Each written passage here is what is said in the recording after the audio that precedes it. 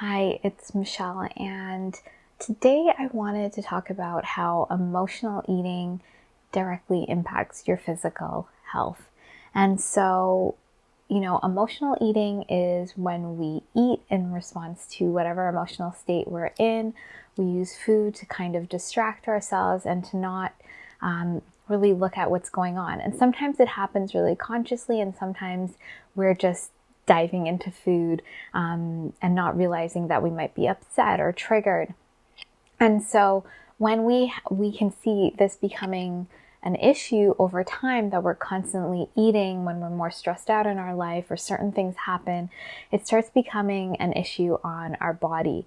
And initially what sort of happens, and this happened to me, is that you start noticing your digestion maybe not being the best.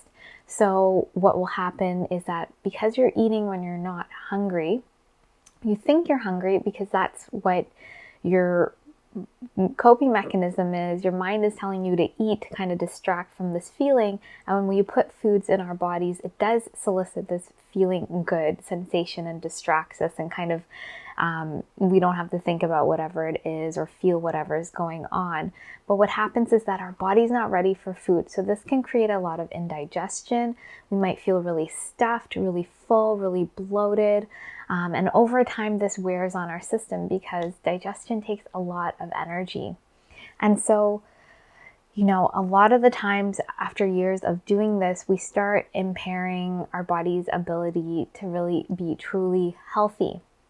And part of the reason is that our digestion, our gut, and our digestive tract is the first part is sort of external to us. So food needs to get into our systems.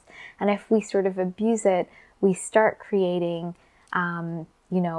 dis-ease in the body. And so most of the time what we usually notice is weight gain.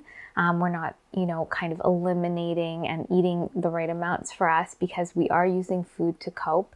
And then we might start noticing other, weight related issues like diabetes or hormonal imbalance or inflammatory conditions. And we might have this emotional eating and then this issue. And because our health is not that great, we kind of use the food again, and it becomes a cycle.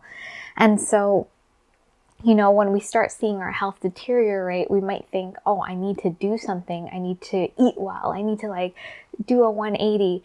And even though you might need to eat much better or to look at the way you're eating, willpower and just kind of bulldozing over that doesn't work, because you're creating stress in a way as well. What I've found that works, of course, is looking at the emotional eating and getting to the root cause of it. And the root cause is not just the emotions there now. It's not just using food to cope. It's also learning to really, truly nourish your body, and to really see what you've been saying to yourself, what thoughts and beliefs you have, what you have about your body. Maybe this started off with dieting, or maybe not. But essentially, you want to start really looking at your health holistically. It's not just about the food you're eating, because if you restrict yourself or tell yourself you can't eat all these foods you're eating, that just puts you back into another cycle of maybe emotional eating or falling off of your diet or whatever you deem as healthy, rather than a sustainable change.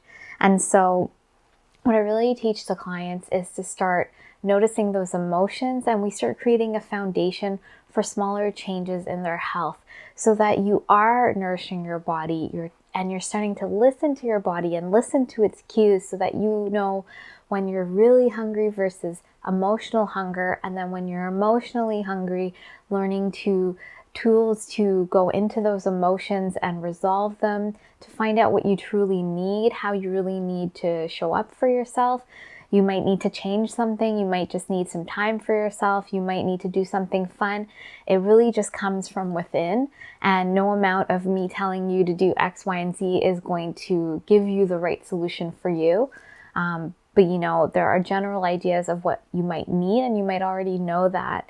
And then, of course, what are you saying to yourselves and how are you treating your body is so important as well. So when emotional issues or emotional eating gets out of control, it can lead to physical issues in the body. It just starts that snowball. And so instead of just changing everything on the physical level, we have to look at all aspects as well, on the emotional and mental level, holistically. And there are other things as well, but that's sort of the foundation. So if you've been struggling with emotional eating and health issues, you can maybe now connect the dots as to maybe they're interrelated, maybe they're related to each other. Maybe the emotional eating started and then the health issues, or maybe vice versa, but you can start seeing the bigger picture that's going on. So I would love to know your experience with this. Leave a comment below. And of course, if you want to chat, I invite you to book a complimentary call with me. I would love to help you and see how I can guide you. And of course, please be sure to like and subscribe if you haven't. And I hope you have a great day.